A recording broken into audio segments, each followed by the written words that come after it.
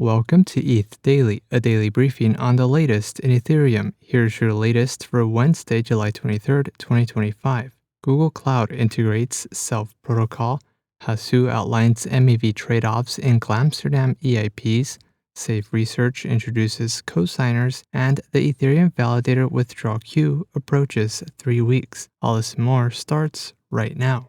Self Protocol, a ZK-powered on-chain identity platform, announced a partnership with Google Cloud to integrate its Proof of Humanity zero-knowledge proofs into its products. Google Cloud's Web3 testnet Faucet will use Self Protocol to block bots and ensure fair access for real humans. A mainnet Faucet will also leverage Self Protocol for both Sybil resistance and privacy-preserving OFAC compliance. Google is also incorporating Self into its AI-enhanced Web3 tools, allowing verified humans to bypass strict rate limits in blockchain-aware AI systems, ensuring smoother access to AI resources for real humans. Self Protocol allows individuals to prove their identity without exposing sensitive data. Self Protocol is built with ZK snarks and uses on-chain attestations on Celo.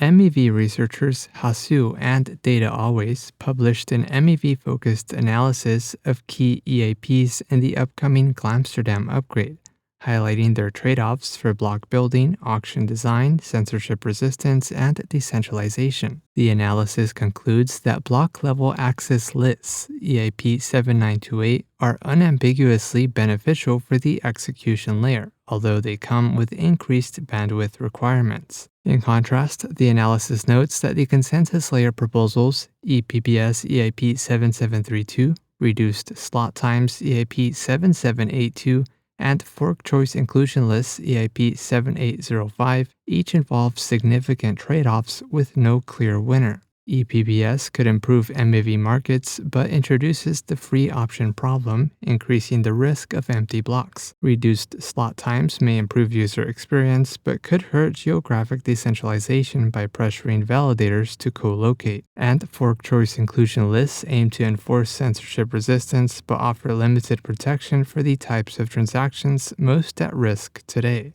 Safe, the largest smart wallet provider, published a research article on cosigners, which are independent agents that perform off-chain transaction checks, sign verified transactions, and work with safeguards to create a transaction-level safety net. The proposed solution addresses issues with blind signing and over-reliance on user interfaces, which are common attack vectors. Cosigners analyze and verify transactions before they can be executed.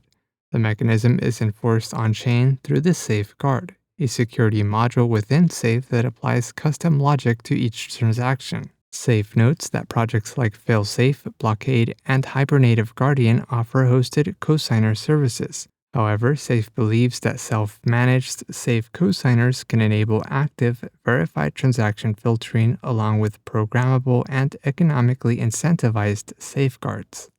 And lastly, the Ethereum validator exit queue has surged in recent weeks, with over 500,000 ETH now awaiting withdrawal from the Beacon chain, according to data from Rated.network. Although new validators continue to join the network, withdrawals are currently outpacing deposits by around 280,000 ETH. The queue is due to a protocol level limit on the number of partial and full withdrawals allowed per slot. The wait time for a full exit is now approaching 3 weeks. In other news, Ethereum sees a new all-time high in daily blobs per block. Privacy Pools releases improved relayer features. Virgil Griffith is out of home confinement. And Aave incentives go live on Base. This has been a roundup of today's top news stories in Ethereum. You can support this podcast by subscribing and following us at ETH Daily. Also subscribe to our newsletter at ethdaily.io.